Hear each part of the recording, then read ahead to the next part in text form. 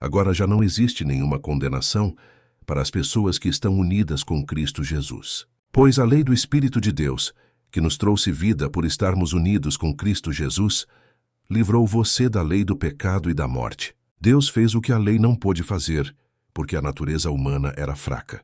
Deus condenou o pecado na natureza humana, enviando o seu próprio Filho, que veio na forma da nossa natureza pecaminosa, a fim de acabar com o pecado.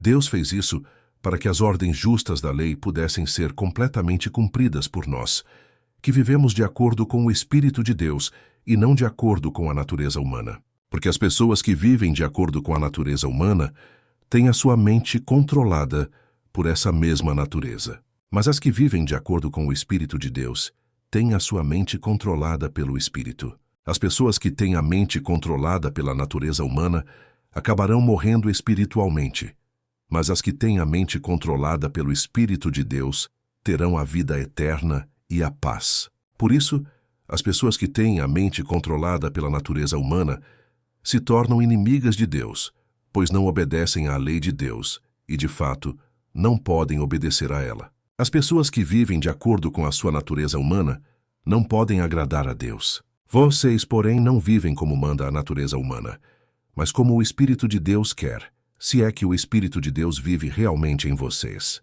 Quem não tem o Espírito de Cristo não pertence a ele. Mas se Cristo vive em vocês, então, embora o corpo de vocês vá morrer por causa do pecado, o Espírito de Deus é vida para vocês, porque vocês foram aceitos por Deus. Se em vocês vive o Espírito daquele que ressuscitou Jesus, então aquele que ressuscitou Jesus Cristo dará também vida ao corpo mortal de vocês, por meio do seu Espírito que vive em vocês. Portanto, meus irmãos, nós temos uma obrigação, que é a de não vivermos de acordo com a nossa natureza humana.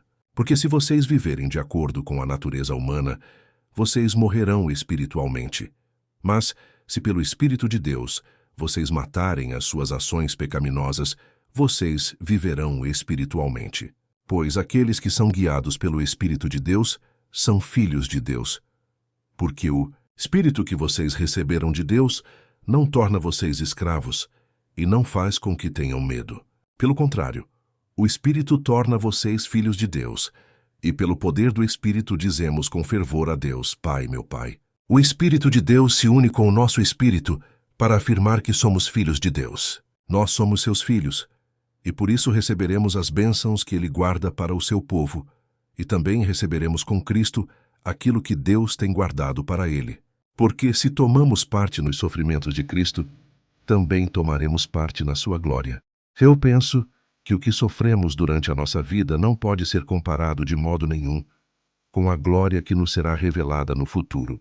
O universo todo espera com muita impaciência o momento em que Deus vai revelar o que os seus filhos realmente são.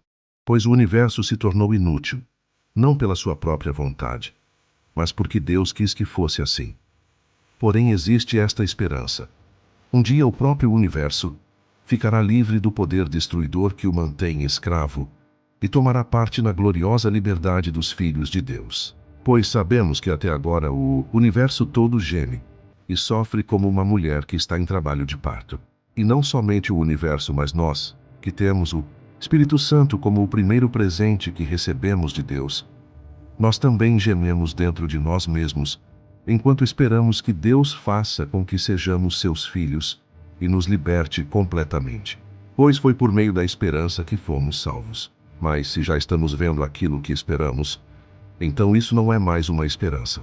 Pois quem é que fica esperando por alguma coisa que está vendo? Porém, se estamos esperando alguma coisa que ainda não podemos ver, então esperamos com paciência. Assim também o Espírito de Deus vem nos ajudar na nossa fraqueza, pois não sabemos como devemos orar. Mas o Espírito de Deus, com gemidos que não podem ser explicados por palavras, pede a Deus em nosso favor.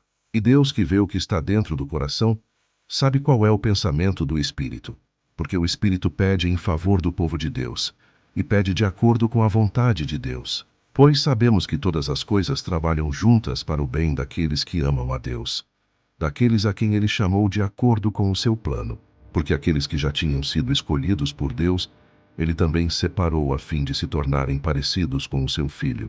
Ele fez isso para que o filho fosse o primeiro entre muitos irmãos. Assim Deus chamou os que havia separado.